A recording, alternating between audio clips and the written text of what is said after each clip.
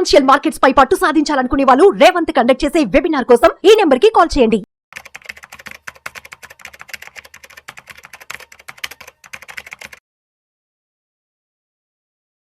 నమస్తే రేవంత్. నమస్తే అండి. Welcome to Vishnu talks. Thank you. So Revanth, రీసెంట్గా Nifty 29 years of birthday celebrate చేసుకుంది. 29th anniversary కూడా కంప్లీట్ అయింది. సో మరి నిఫ్టీ ఎక్కడ స్టార్ట్ అయింది, ఎన్ని పాయింట్స్తో స్టార్ట్ అయింది, అండ్ ఇవాళ ఎంతవరకు వచ్చింది, ఈ 29 yearsలో నిఫ్టీ ఎదుర్కొన్న ఆటుపోట్లు ఏంటి అసలు? 29 years ఒక రకంగా సెన్సెక్స్ అనేది మనకి పెద్దన్న, నిఫ్టీ తమ్ముడు. అది 80,000 దగ్గర నుండి 80 సంవత్సరాల వయసుతో ఉంది. ఇది 29 సంవత్సరాలకి 26 ఏళ్ల వయసు కుర్రాళ్ళుగానే ఉంది. 24-26 ఏళ్ల కుర్రోడు. సో ఒక రకంగా చెప్పాలి అంటే మార్కెట్లో ఒక రెవల్యూషన్ తీసుకొచ్చింది కూడా మనకి ఎన్ఎస్సి నిఫ్టీ లాంచ్ అయిన తర్వాత. మనకి 29 years ఆఫ్ నిఫ్టీ 50 సెలబ్రేషన్స్.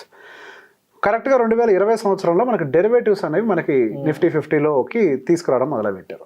యాక్చువల్గా అసలు మార్కెట్ వైపుగా ఎక్కువ మంది చూడటం మొదలుపెట్టింది కూడా డెరివేటివ్ ఇంట్రొడక్షన్ మార్కెట్లోకి జరిగిన తర్వాతనే. డెరివేటివ్స్ మార్కెట్లోకి ఎక్కువ మందిని తీసుకురావడం జరిగింది. సరే, అది మంచిగా చెడా అనేది పక్కకు పెడితే ఫైనల్లీ మార్కెట్ వైపుగా ఆలోచించే విధంగా సరే కొంతకాలం ముందులో అడుగులు వేసేటప్పుడు ఒడుగుదుడుకులు దొక్కుతూ ఉంటాం, చిన్న చిన్న డబ్బులు పోగొట్టుకుంటూ ఉంటాం. దాని అంతవరకుగా చూసి పక్కకు పెట్టి అసలు మార్కెట్ వైపుగా మనం అందరినీ పరిచయం చేస్తుంది. సహజంగా ఎవరినైనా సరే అసలు మార్కెట్ అంటే ఏంటి అని అంటే ఎవరైనా చెప్పేది ఎన్ఎస్సి నిఫ్టీ అని అంటారు. బిఎస్సి సెన్సెక్స్ గురించి ఈ జనరేషన్ వాళ్ళు తక్కువ మాట్లాడతారు. ఇంతకుముందు జనరేషన్ వాళ్ళు సెన్సెక్స్ అని మాట్లాడతారు. ఈ జనరేషన్ వాళ్ళు అంటే మా జనరేషన్ వాళ్ళందరూ కూడా నిఫ్టీ అని మాట్లాడతారు. ఒకప్పుడు బాంబే స్టాక్ ఎక్స్చేంజ్ మాట్లాడుకునేది, ఒకప్పుడు అంతే మాట్లాడేవాళ్ళు బిఎస్సి అని. ఇప్పుడు అంతా ఎన్ఎస్సీనే, ఇప్పుడు అంతా నిఫ్టీ 50నే. నిఫ్టీ 50 గురించి మాట్లాడటం మనకు అలవాటుగా మారిపోయింది. సో ఒక రకంగా అంటే ఆ ఫేమ్ పాయింట్ ఆఫ్ వ్యూలో చూస్తే మనకి ఒక సూపర్ హిట్ స్టార్ గా నిలబడ్డది మాత్రం మన నిఫ్టీ 50 ఫేమ్ పాయింట్ ఆఫ్ వ్యూలో. సో దాదాపుగా 15 సెక్టార్లతోటి 55% ఆఫ్ ద మార్కెట్ క్యాప్చర్ని హోల్డ్ చేసేది మనకి నిఫ్టీ 50. కేవలం 1000 పాయింట్లతోటి స్టార్ట్ అయిన ఈ నిఫ్టీ 50 ఈ ప్రయాణం మనకి అసలు ఆ 1000 పాయింట్లు అంటే బేస్ పాయింట్స్ మనకి 1000తో స్టార్ట్ చేయి మళ్ళీ కిందకు వచ్చి మనకు ప్రాపర్గా డిసెంబర్ 1999 టైంకి 1000ని బ్రీచ్ చేసి డిసెంబర్ 2004 టైంకి మనకి 2000 పాయింట్లకు రీచ్ అయ్యి జనవరి 2006 టైంకి 3000 పాయింట్ల కంటే ఎక్కువ పైకెక్కి డిసెంబర్ 2006 కల్లా 4000 పాయింట్లను టచ్ చేసి సెప్టెంబర్ 2007కి 5000 పాయింట్లను దాటేసి జూలై 2017 టైంకి ఒక రిమార్కబుల్ పాయింట్ మనకి 10,000 పాయింట్లను టచ్ చేసింది మనకి నిఫ్టీ.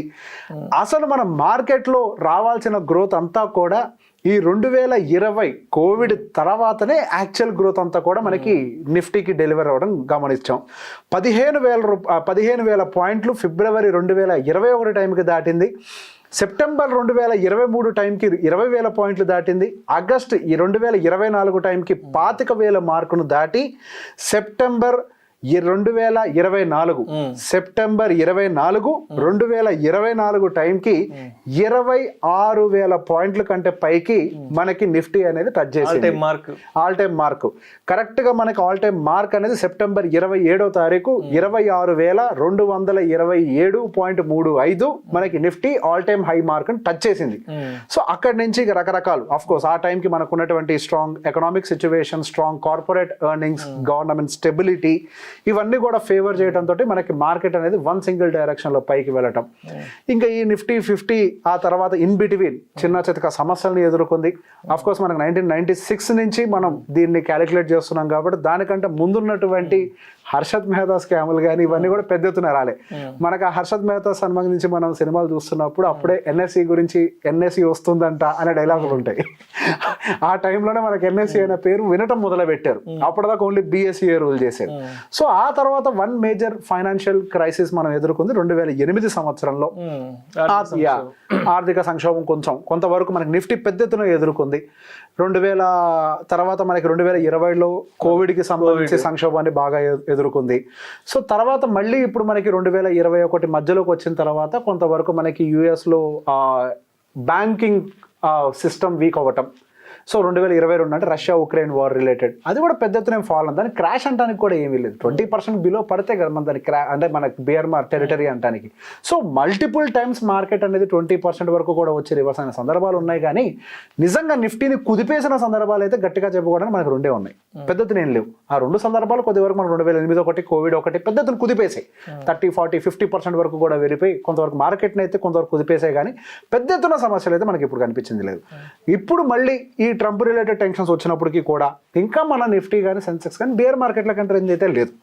సో మనకి ఇప్పటి గత 29 సంవత్సరాల్లో ఎన్నో ఒడిదుడుకులను దాటుకుంటూ, ఎన్నో రిసెషన్స్ని దాటుకుంటూ, ఎన్నో ఆరోగ్యపరమైన సమస్యలు ప్రపంచ వ్యాప్తంగా చుట్టుముట్టినప్పటికీ, అసలు ప్రపంచమే స్తంభించిపోయింది, ఎండ్ బోర్డు పడుతుందేమన్న భయంలో ఉన్నప్పటికీ వాటన్నిటిని దాటుకుంటూ అదైతే ఎదుగుతూనే ఉంది.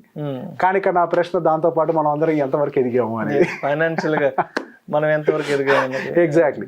సో ఇక్కడ మనకి నిఫ్టీ అనేది ఫైనల్ గా మనకి దాటుకుంటూ పోతూనే ఉంటది. ఇక ముందు పోను కూడా నా అంచనా మేరకు రానున్న నెక్స్ట్ 5 సంవత్సరాల్లో వర్స్ట్ సినారియోలో మనకి 40,000 మార్కెట్ టచ్ చేయడం చాలా సులభం.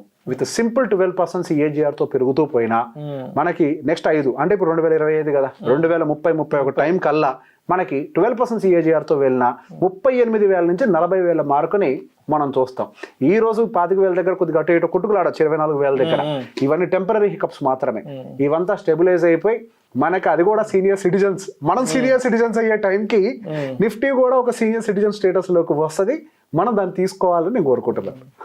ఇప్పుడు 2024 సెప్టెంబర్ 24th 26-100 కదా, అక్కడి నుంచి కానీ మార్కెట్ పడకుండా ఉండుంటే ఈ 6-7 months 29 years బర్త్డేకి మార్కెట్ నిఫ్టీ 29 కూడా రీచ్ అయిపోయింది. అవునా కదా, మంచి ఊపు మీద ఉంది, మంచి ఊపు మీద ఉంది. అప్పుడు 26,226-300 దాకా ఉన్నది. ఈ 7-8 months లో మార్కెట్ పడకుండా లాస్ట్ 3-4 months నుంచి ఈ ట్రంప్ కు సంబంధించిన టెన్షన్ కానీ లేకుండా ఉంటే 29 years కి 29,000 నిఫ్టీ రీచ్ అయిపోయింది. గట్టిగా ఒక 10% అండి, 28,000 అని అంటే అది పెద్ద దూరం ఏం లేదు. 28,500 వరకు అంటే గట్టిగా మనకి ప్రీవియస్ గా మేక్ చేసిన హై నుంచి గట్టిగా ఒక 10% పైకి వెళ్ళున్నా గానీ మీరు అన్నట్టుగా 29 years కి 29,000 వరకు కూడా నిఫ్టీ అంతే 10% దూరంలో ఉంది అంతే. మనకి 29,000 ఫిగర్ పెద్దగా కనపడచ్చు, కానీ 26,000 నుంచి 29,000 కి ఎంత దూరం, అది దూరం తక్కువ పర్సంటేజ్ పాయింట్ ఆఫ్ వ్యూలో మాట్లాడినప్పుడు. సో ఈ రకరకాల ఆఫ్ కోర్స్ మనకి అన్ని అలా జరిగిపోతుంది. మార్కెట్ ఎందుకు వద్ది, అది నిఫ్టీ 50 ఎందుకు వద్ది, అప్పుడప్పుడు యుద్ధాలు వస్తుంటాయి, అన్ని వస్తుంటారు. అది గుడ్ థింగ్స్ అనేవి నిదానంగానే జరుగుతాయి, మంచి విషయాలు నిదానంగా జరుగుతాయి, చెడు విషయాలు ఫాస్ట్ గా జరిగిపోతూ ఉంటాయి.